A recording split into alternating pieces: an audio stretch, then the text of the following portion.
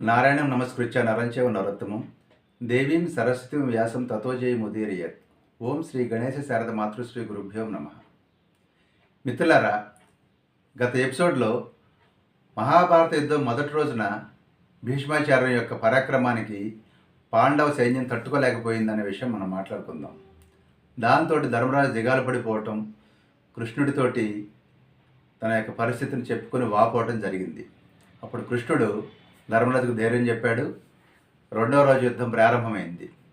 ఇక్కడ ధర్మరాజాదులందరూ ఆలోచించి క్రౌంచ అరుణ వ్యూహము అనేటువంటి వ్యూహం ద్వారా సైన్యాన్ని నిలబెట్టి కౌరవులతో యుద్ధం చేయాలని నిర్ణయించుకున్నారు.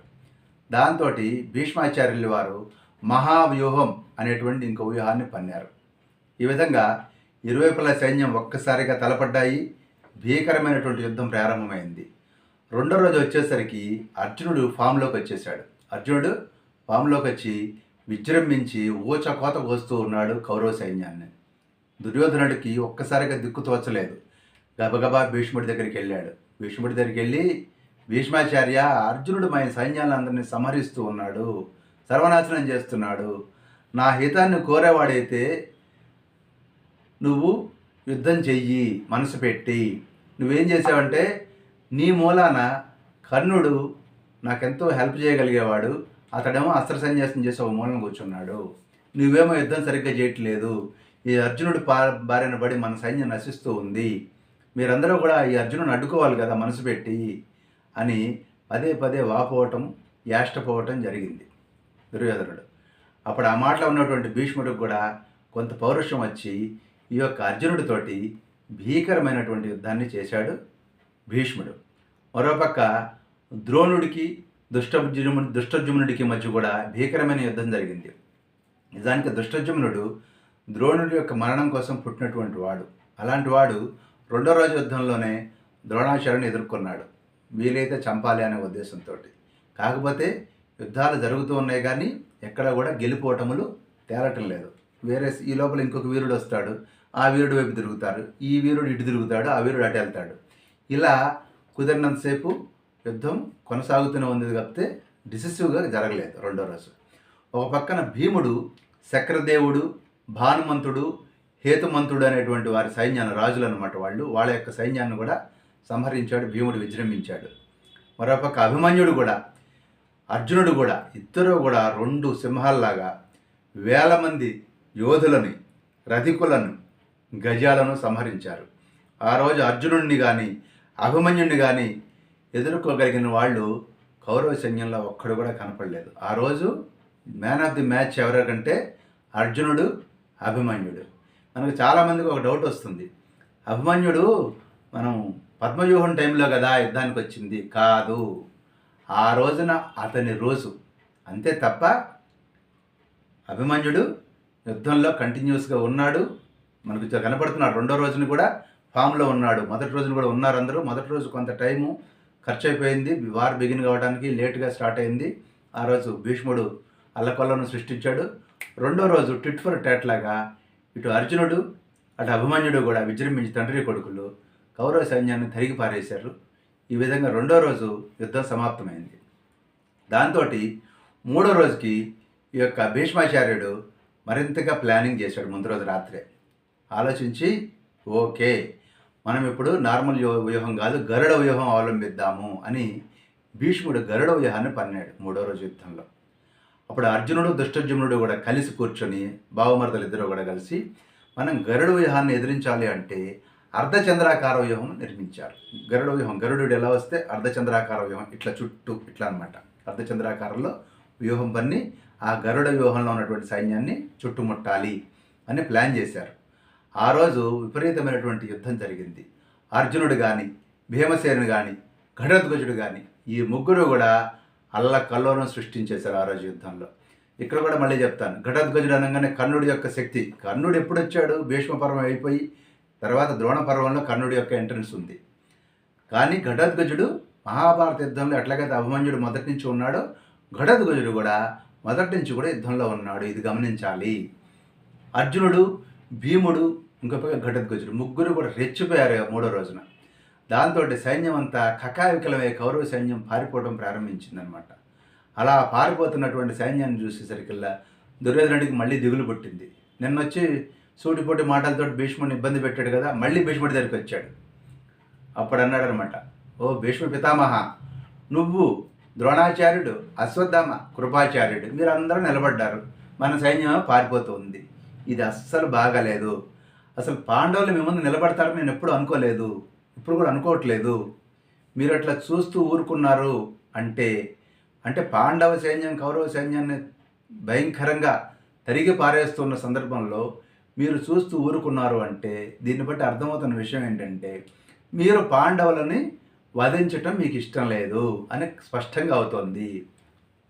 ఈ ముక్క ముందే చెప్తే మీరు పాండవులతోటి కానీ సాత్వికతోటి కానీ దుష్టజుమ్నుడితోటి కానీ మేము యుద్ధం చేయము, నీ తెప్పలు నువ్వు పడని మొదట్లో చెప్పాల్సింది కదా నాకు. అలా చెప్పుంటే బాగుండేది. తాత, నువ్వు ఈ మాట నాకు ముందు చెప్పినట్లయితే నేను ద్రోణుడిని కానీ కృపునితోటి కర్ణుడితోటి కూర్చొని ఆలోచించి ఏదైనా ప్లాన్ చేసుకునేవాడిని. నిన్ను నమ్ముకుని కూర్చున్నాను. ఇప్పుడు మీరు నన్ను వదలాలనేటువంటి అభిప్రాయం మీకు లేకపోతే, నాకు విజయం చేకూర్చాలనేటువంటి ఉద్దేశం మీకు కనుక ఉన్నట్లయితే మీ పరాక్రమం అంతా చూపించండి, ఫుల్ ఫ్లెడ్జ్డ్గా పిచ్ హిట్టింగ్ చేయండి, బీభత్సమైనటువంటి ఫామ్ చూపించండి. మీరు సైన్యాన్ని, శత్రు సైన్యాన్ని ఓచకోత కొయ్యటం తక్షణ కర్తవ్యము అని దుర్యోధనుడు భీష్ముడితో అన్నాడు. అప్పుడు కోపంగా భీష్ముడు కళ్ళు పైకెత్తి చూస్తూ, ఓ దుర్యోధన, ఇంద్రుడితో కలిసి దేవతలందరూ వచ్చినా కానీ యుద్ధంలో పాండవులను జయించలేరు అని నీకు చాలాసార్లు చెప్పాను. సరే, నీ మాట నువ్వు అన్నావు. వృద్ధుడైనప్పటికి కూడా యథాశక్తిగా నేను యుద్ధం చేస్తాను, నువ్వేం బాధపడకు అన్నాడు. ఆ మాటలు వినంగానే కౌరవ సైన్యంలో ఎక్కడ లేని శక్తి వచ్చింది. అంటే కాన్ఫిడెన్స్ బిల్డప్ అయింది. భీష్ముడు శక్తి వంచన లేకుండా ఇప్పుడు పాండవ సైన్యం మీదకి యుద్ధానికి వెళ్తున్నాడు అన్న మెసేజ్ వెళ్ళగానే వెంటనే వాళ్ళు శంఖధ్వానాలు చేశారు, భేరి ధ్వానాలు చేశారు. మరోపక్క అది విన్నటువంటి పాండవులు కూడా శంఖాలు గురించి సై అంటే సై సై అన్నట్టుగా వీళ్ళు కూడా బ్రహ్మాండంగా భేరీలు మ్రోగించారు పాండవుల తరఫున కూడా. ఇక భీష్ముడు ఒక నిర్ణయానికి వచ్చాడు. తన శక్తి వంచన లేకుండా ఆ రోజు యుద్ధం చేయాలనుకున్నాడు. దాంతో మధ్యాహ్నం అవుతోంది. ఇక భయంకరమైనటువంటి యుద్ధం ప్రారంభమైంది. పారిపోతున్నటువంటి కౌరవ సైన్యం మొత్తం కూడా వెనక్కి తిరిగింది. భీష్ముడు ప్రతాపానికి పాండవ సైన్యం నిలబడలేకపోయింది. గజ గజ గజ గజ వణికిపోతోంది. అప్పుడు కృష్ణుడు చూసి అర్జున అర్జున చూడు, భీష్ముడు సర్వ సంహారానికి పూనుకున్నాడు. నువ్వు ఇట్లా కామిగా తాపైగా ఉపేక్షిస్తే లాభం లేదు. నువ్వేదో ప్రతిజ్ఞలు చేసి యుద్ధానికి వచ్చావు అర్జున, నీ ప్రతిజ్ఞ సార్థకం చేసుకో, ఎదురు తిరిగి యుద్ధం చెయ్యి అన్నాడు. అప్పుడు అర్జునుడు అన్నాడు, కృష్ణ, మన రథాన్ని భీష్ముడి వైపు నడిపించాయా, యుద్ధం చేద్దాము అన్నాడు. దాంతో రథం భీష్ముడి వైపు మళ్ళింది. కానీ అర్జునుడి యొక్క దైవదత్తమైనటువంటి ఆ రథాన్ని భీష్ముడు తన శరవర్షంతో కప్పేశాడు. కృష్ణుడి మీద కూడా వరుస పెట్టి బాణాలు సక సక సక సక బాణాలు వేస్తున్నాడు. అర్జునుడు ఉక్కిరిబిక్కిరి అయిపోతున్నాడు. బాణాల్లో ఎంత పరంపరగా వచ్చి పడుతున్నాయి. దాంతో ఉక్కిరిబిక్కిరి అయిపోతున్నప్పుడు అప్పుడు కృష్ణుడు గమనించాడు. అర్జునుడు డల్ అయ్యాడు, అర్జునుడు మందుడైపోయాడు అని గ్రహించాడు కృష్ణుడు. అంటే ఆ ఫామ్ రావట్లేదు, ఆ ఊపు రావట్లేదు అర్జునుడికి. అది గ్రహించి దాంతో భీష్ముడి మీద ఒక పక్క గౌరవం, ఒక పక్క భీష్ముడిది ఆల్రెడీ పై చేయిగా ఉంది ఆ క్షణంలో. అంటే ఆ తెరిపి రావట్లేదు, అంటే గ్యాప్ ఇవ్వట్లేదు భీష్ముడు. అర్జునుడిని టపా టపా కొట్టేస్తున్నాడు.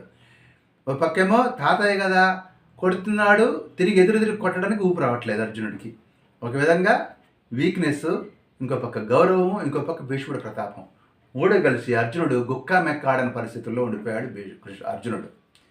ఆ సందర్భంలో కృష్ణుడు అనుకున్నాడు, ఇట్లా ఊరుకున్నానంటే ఈ యొక్క ముసలాయన ఎవరు, మన భీష్మాచార్యుడు పాండవ సైన్యం మొత్తం నశింపజేస్తాడు, ఇక నేనే ఈ భీష్ముడిని చంపేయాలి అనుకున్నాడు కృష్ణుడు. అనుకుంటూ ఉండగానే భీష్ముడు ఇంకా రెచ్చిపోయి శర పరంపర కురిపిస్తూ కృష్ణార్జునులను ముంచేస్తున్నాడు బాణ పరంపరలో. దాంతో సాక్షికి గబగబా వాళ్ళని సహాయం చేయడం కోసం వస్తూ పారిపోతున్న యోధులందరినీ, రండి పిరికి పందల్లా పాల్పోవద్దు, రండి శత్రువుని ఎదుర్కొందాము అని వాళ్ళని ప్రోత్సహిస్తూ ఉన్నాడు. వాళ్ళేమో పారిపోతూ ఉన్నారు భీష్ముడి దెబ్బ తట్టుకోలేక. అప్పుడు కృష్ణుడు సాత్వికని చూసి, వెరీ గుడ్ సాత్వికి, ఓకే, పారిపోయే వాళ్ళని పారిపోయే సాత్వికి, ఉండాలనుకున్న వాళ్ళని ఉండని, మీరేం బాధపడద్దు, నేను ఇప్పుడే భీష్మాదులందరినీ కూడా సంహరించి ధర్మరాజుకు సంతోషం కలిగించాలని నిర్ణయం తీసుకున్నాను అని అంటూనే ఒక్కసారిగా కృష్ణ పరమాత్మ సంకల్పించి చక్రాయుధాన్ని తలుచుకున్నాడు. అంతే, ఉత్తర క్షణంలో తన చేతిలోకి దేదీప్యమానంగా నిప్పులు కురుస్తూ భయంకర చండ ప్రచండంగా చక్రాయుధం వచ్చి నిలబడింది. ఆ చక్రాయుధాన్ని దూసుకుని భీష్ముడి మీదకి ఒక్కసారిగా లంఘించాడు కృష్ణుడు. ఒక్కసారిగా భీష్ముని యొక్క సంహారానికి పూనుకున్నాడు శ్రీకృష్ణ పరమాత్మ. కుప్పించి ఎగసిన కుండలమ్మలో అంటారు కదా, అలా అన్నమాట. ఒక్కసారిగా ఎగిరి దూకాడు. దాంతో కృష్ణుడు అలా వస్తూ ఉన్నప్పుడు తన మీదకి భీష్ముడేం భయపడలా. బాణాలు లాగి కొడుతున్నాడు కృష్ణుడికేసి. టాకా టాకా టాకా కృష్ణుడికి వచ్చి బాణాలు గుచ్చుకుంటూ ఉన్నాయి. అటు అర్జునుడికి కృష్ణుడిని ఇద్దరిని ఏకకాలంలో బాణాలతోటి గుచ్చి పడేస్తున్నాడు భీష్ముడు. చక్రాయుధంతో కృష్ణుడు ముందుకు వెళ్ళిపోతూ ఉన్న భీష్ముడు చలించట్లేదు. చలించకుండానే ఓకే గోవిందుడితో అన్నాడు, ఓ మహానుభావ రా, మాధవ చక్రపాణి రా, నువ్వు ఈ రథం నుంచి నన్ను బలాత్కారంగా కిందకి పడదోసి నన్ను సంహరించు. నువ్వు చంపినప్పుడు నాకు ఇహలోకంలో కానీ పరలోకంలో కానీ శ్రేయస్సే కలుగుతుంది, నన్ను అందరూ కూడా అభినందిస్తారు, నాకు కీర్తి లభిస్తుంది అన్నాడు భీష్ముడు. అంటూనే ఉన్నాడు. ఇప్పుడు యుద్ధంలో ఆపలా. ఇప్పుడు భీష్ముడు సరెండర్ అవ్వాల. కృష్ణ నువ్వు నన్ను కొట్టు, నేను నిన్ను కొడుతూనే ఉంటా, ఆగను అన్నాడు. అని బాణాలు వేసి కొడుతూ ఉన్నాడు భీష్ముడిని. అప్పుడు అర్జునుడు ఒక్కసారిగా తెప్పరిల్లాడు. ఏం జరుగుతోంది? అరే, సారథి ఆయుధం తీసుకుని శత్రువులు మహావీరుడు శత్రు సైన్యాధిపతి మీదకి వెళ్ళిపోతున్నాడు. నేనేమో రథిని, నేను రథంలో కూర్చుని పిచ్చి మొహం వేసుకుని కూర్చున్నాను. సారథి వెళ్ళి యుద్ధం చేస్తున్నాడా? అరే రే రే ఒక్కసారిగా తప్పరిల్లాడు అర్జునుడు. పరిగెత్తుకుంటూ వెళ్ళి కృష్ణుడిని గట్టిగా పట్టుకున్నాడు కదలకుండా.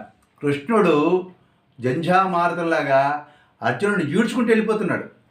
అర్జునుడు కృష్ణుడిని ఆపలేకపోతున్నాడు.